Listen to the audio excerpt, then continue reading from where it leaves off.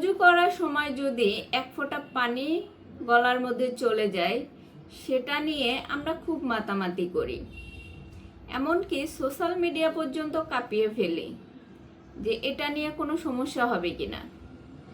অথচ আমরা অন্যের হক কিভাবে মেরে খাইতেছি। এক ফোঁটা পানি ভিতরে গেলে আমাদের এত রিগ্রেট লাগে যে আসলে আমার রোজাটা হইতে হবে কিনা।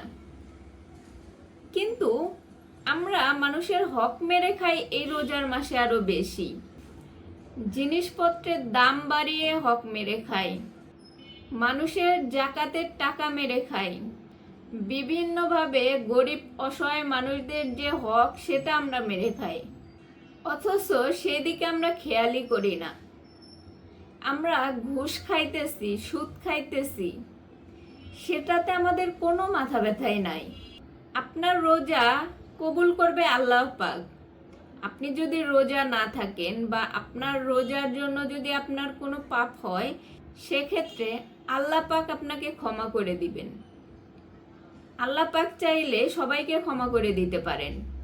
কিন্তু আপনি যখন মানুষের হক মেরে খাইতেছেন, আপনি যখন গরিব দুঃখীদের হক মেরে খাইতেছেন, তখন আপনার যে গুনাহটা হইতেছে, যে পাপটা হইতেছে, এটার জন্য আল্লাহ পাক ক্ষমা করবেন না।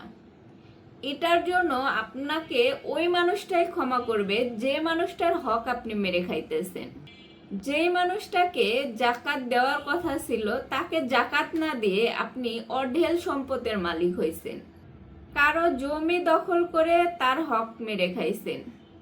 সে ব্যক্তি আপনাকে মাফ না করা পর্যন্ত আপনি মাফ পাবেন না।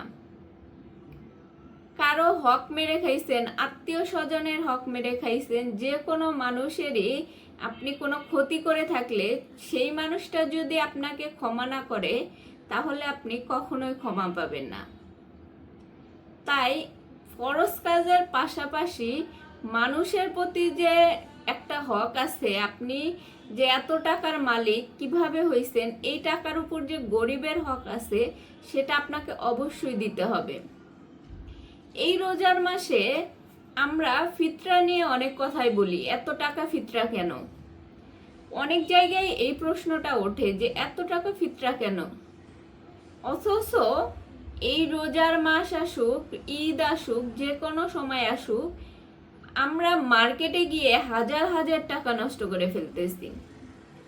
অথচ গরিব দুঃখীদের হকের বেলায় যখন কথা ওঠে, তখন গিয়ে আমরা বলি এত টাকা কেন, কিভাবে এত টাকা বাড়লো। অথচ আমরা আমাদের আরামায়েশের জন্য সব কিছু করতে পারি, প্রচুর টাকা নষ্ট করতে পারি, কিন্তু গরিবের হক দিতে পারি না। এই রোজার মাসে আপনি আপনার হক কতটুকু আদায় করতে পারছেন? আপনার বাসায় এত এত ইফতারি হইতেছে, এত এত সেহরিতে খাবার আয়োজন করা হইতেছে, কিন্তু আপনার প্রতিবেশীরা না খেয়ে আছে। আপনার প্রতিবেশীরা পানি খেয়ে রোজা রাখতেছে, সেদিকে কি আপনি খেয়াল রাখছেন? আপনি যদি খেয়াল রাখতে পারেন, অবশ্যই আপনি ভাগ্যবতী। আর যদি খেয়াল না রেখে থাকেন, তাহলে আপনার এই রোজা হয়তো কাজে আসবে আল্লাহ পাক চাইলে, কিন্তু মানুষের হক যেটা পূরণ করার কথা ছিল, সেটা আপনি করতে পারেন নাই। এই দিক থেকে আপনার মতো হতভাগা আর কেউ নাই। অতএব আপনার আশেপাশের মানুষের খোঁজ খবর রাখেন, ভালো থাকেন, সুস্থ থাকেন। আল্লাহ হাফেজ।